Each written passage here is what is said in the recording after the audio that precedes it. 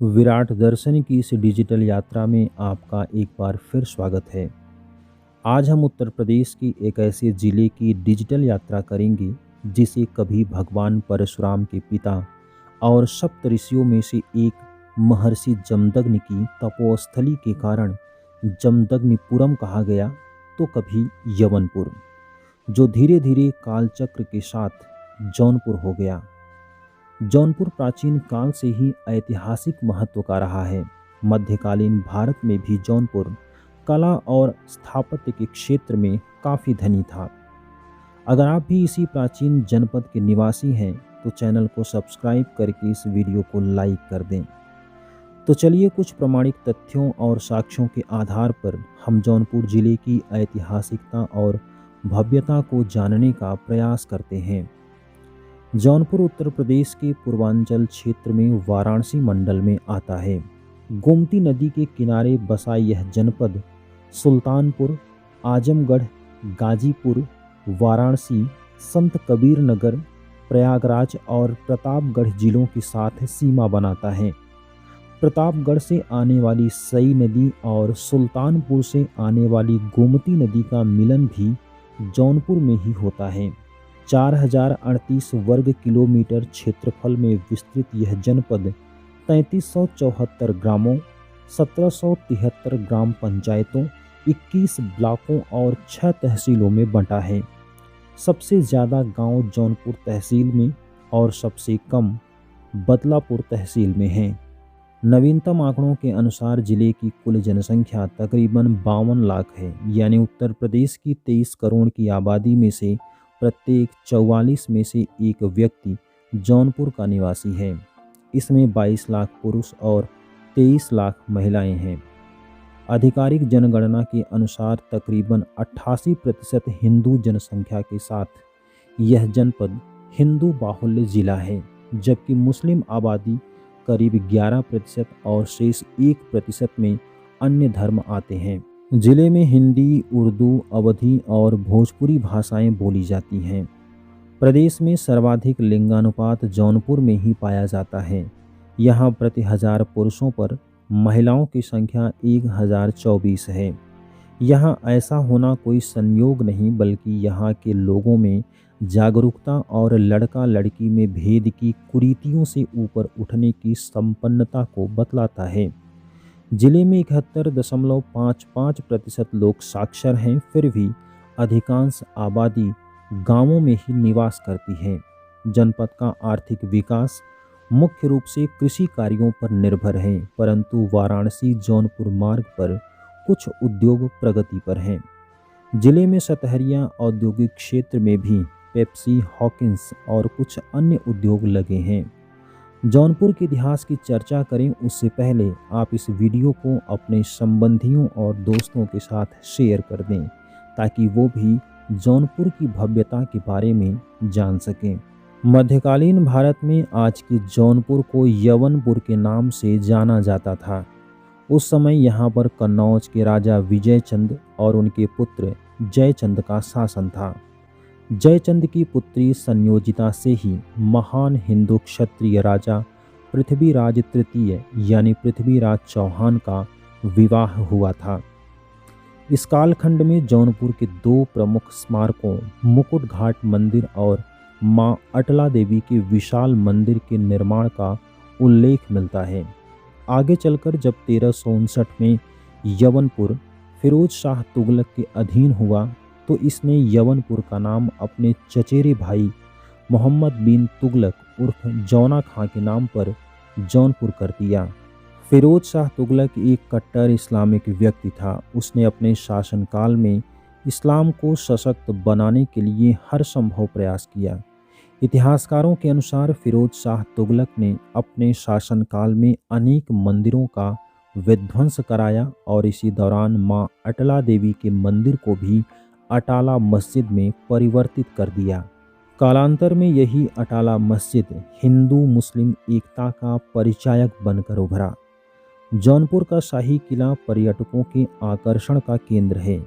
शाही किले के विषय में सभी इतिहासकार एक मत नहीं हैं। कुछ इतिहासकारों का मानना है कि मध्यकालीन भारत में कन्नौज के राजाओं ने गोमती नदी के किनारे एक ऊंचे टीले पर केरारकोट नामक एक विराट किले का निर्माण कराया था। वर्तमान में किले का मुख्य प्रवेश द्वार उस समय सैन्य कार्यों के लिए प्रयोग किया जाता था। वर्तमान में यह पुरातत्व विभाग के संरक्षण में है, लेकिन शुल्क देकर किले में प्रवेश किया जा सकता है। इस केरारकोट का एक अन्य द्वार भी था जो मां अटला देवी के मंदिर के लिए प्रयोग किया जाता था, यानी उस कालखंड में मां अटला देवी का मंदिर इसी किले में मौजूद था। ऐतिहासिक मान्यताओं के अनुसार कन्नौज के राजा विजय चंद ने अटाला देवी के मंदिर का निर्माण कराया था, लेकिन इब्राहिम की बर्बरता के चलते यह पवित्र मंदिर धराशायी हो गया। मंदिर के स्तंभों पर लिखी तारीखें इस बात की गवाही देती हैं कि मंदिर को ही तोड़कर मस्जिद को बनाया गया।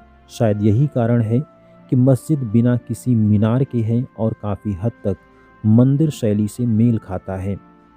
पुरातत्वविदों और इतिहासकारों में तमाम मतभेदों के बावजूद इस बात के अधिक प्रमाण मिलते हैं कि इतने विशाल किले से निकले पत्थरों से सरकी शासकों ने जौनपुर के अलग अलग क्षेत्रों में जामा मस्जिद, अटाला मस्जिद, बड़ी मस्जिद, झझरी मस्जिद, लाल दरवाज़ा मस्जिद, 4 अंगुली मस्जिद जैसी कई मस्जिदों का निर्माण कराया। इतने बड़े विध्वंस के बावजूद भी एक विशाल किला शेष रह गया, जो आज शाही किले के रूप में सरकी शासकों का इतिहास कहता है। शाही किले के निर्माण और सुधार का श्रेय फिरोज शाह तुगलक और उसके सेनापति इब्राहिम बराक को जाता है। वर्तमान में इस किले का कुछ भाग ही शेष है, लेकिन यहाँ खड़े होकर शाही पुल सहित पूरे जौनपुर का दीदार किया जा सकता है। सरकी शासकों के बावजूद 15वीं शताब्दी में यहाँ लोदी वंश का साम्राज्य स्थापित हो गया। इतिहासकारों की माने तो साल 1495 के आसपास सिकंदर लोदी ने कई मस्जिदों को तोड़ने का प्रयास किया। इन मस्जिदों से निकले पत्थरों को प्रयोग करते हुए बादशाह अकबर ने 1564 ईस्वी में शाही पुल का निर्माण कराया। आज यह सिर्फ पुल नहीं बल्कि ऐतिहासिक धरोहर है। इसे मुगल पुल, अकबरी पुल और मुनीम खान पुल के नाम से भी जाना जाता है। जौनपुर प्रांत के गवर्नर मुनीम खान ने ही इसे बादशाह अकबर के शासनकाल में बनवाया था। नगर को 2 भागों में विभाजित करने वाली गोमती नदी पर बने इस पुल की खूबसूरती और निर्माण कला उस समय की वैज्ञानिक कुशलता को बताती है। पुल के मध्य में चतुर्भुजाकार चबूतरे पर एक विशाल सिंह की मूर्ति है, जो अपने दोनों पंजों पर हाथी के पीठ पर सवार है। ऐसा माना जाता है कि यह मुगलों पर राजपूतों की जीत का प्रतीक है। जिला मुख्यालय से तकरीबन 6 किलोमीटर दूर पूर्वोत्तर दिशा में चौकीपुर नामक स्थान पर स्थित है मां शीतला का प्राचीन मंदिर चौकिया धाम।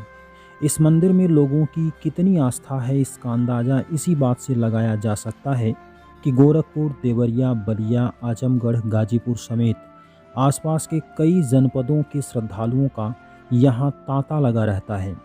नवरात्रि में विशेष पूजन के अलावा सोमवार और शुक्रवार को भी यहाँ भारी भीड़ देखी जा सकती है। मंदिर के इतिहास के बारे में कोई प्रामाणिक जानकारी नहीं मिलती। इतिहासकारों के अनुसार हिंदू राजाओं के काल में जौनपुर का शासन अहिर शासकों के हाथ में था। जौनपुर का पहला अहिर शासक हीराचंद यादव को माना जाता है। मान्यता है कि प्राचीन काल में यादव और भर 2 ऐसी जातियां थीं जो कुल देवी के रूप में माता शीतला की पूजा की और कई मंदिरों का निर्माण कराया। यह मंदिर उन्हीं में से एक माना जाता है। कुछ लोक कथाओं के अनुसार देवचंद माली ने माता शीतला के मंदिर का निर्माण कराया था। तो दोस्तों, ये है जौनपुर की भव्यता। आशा करता हूँ यह वीडियो आपको पसंद आया होगा। वीडियो को लाइक करने के साथ दोस्तों के साथ शेयर करना न भूलें। चैनल पर अगर नए हैं तो सब्सक्राइब करके नोटिफिकेशन ऑन कर लें ताकि हर वीडियो को आसानी से देख पाएँ। अगर किसी तथ्य के बारे में संशय हो तो अवगत कराएं। यह वीडियो आप कहां से देख रहे हैं, कमेंट सेक्शन में अपने गांव या कस्बे का नाम लिखें। जौनपुर की इस पूरी यात्रा में हमारा सहयात्री बनने के लिए आपका धन्यवाद।